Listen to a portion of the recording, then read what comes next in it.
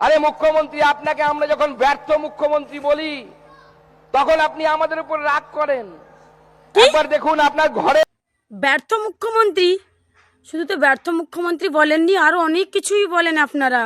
বাবা, আপনাদের শিক্ষার যে হার, কেউ বলছে খালা, কেউ বলছে ফুফু, কেউ বলছে বেগম, কেউ সরি আপনি আবার বলেন গুন্ডি। বউর মুখে মমতা বন্দ্যোপাধ্যায়ের মুখ দেখতে পান আবার রাত্রিবেলা শুতে গেলে। শিক্ষার হার শুধু ব্যর্থ মুখ্যমন্ত্রী বলেনি তো। আর মমতা বন্দ্যোপাধ্যায় তো আপনাদের মতো অপদার্থের উপর কোনোদিন রাগ করে না, কারণ বিজেপি কারা করে মমতা বন্দ্যোপাধ্যায় খুব ভালোভাবে জানে। হ্যাঁ, বিজেপি নেতাদের মধ্যে যে শিক্ষা নেই সেটা মমতা বন্দ্যোপাধ্যায় জানে। অশিক্ষিত মূর্খদের মুখে ওইসব ভাষা মমতা বন্দ্যোপাধ্যায় জানে।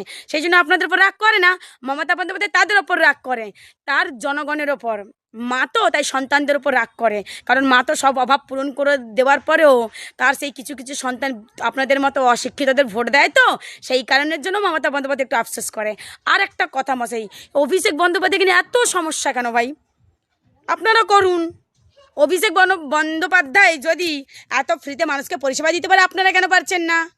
সারা জীবন কাটিই করে গেলেন, মানুষের জন্য করার মতো কোনো মরদ নাই, বুঝলে?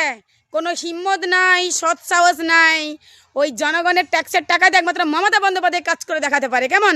আপনারা ওই জনগণের টাকা দিয়ে এরকম বড় বড় জনসভা করতে পারেন, কারণ এই পশ্চিমবাংলায় তো আপনারা ক্ষমতাই নেই। কোথা থেকে আসছে এত টাকা? আর ওই আপনার জনসভার সম্মুখীনে যে সকল মা কাকদের টাকা দিয়ে নিয়ে গেছো, কোথায় আসছে এত টাকা? ওই জনগণের ট্যাক্সের টাকা দিয়ে একমাত্র মমতা বন্দ্যোপাধ্যায় কাজ করতে পারে। আর আপনারা জনগণের ট্যাক্সের টাকা দিয়ে বিলাসবহুল জীবনযাপন কাটাতে পারেন, নিজের পরিবারকে দুধে ভাতে মানুষ করতে পারেন, আর জনগণকে কাজ করে দেখাতে পারেন।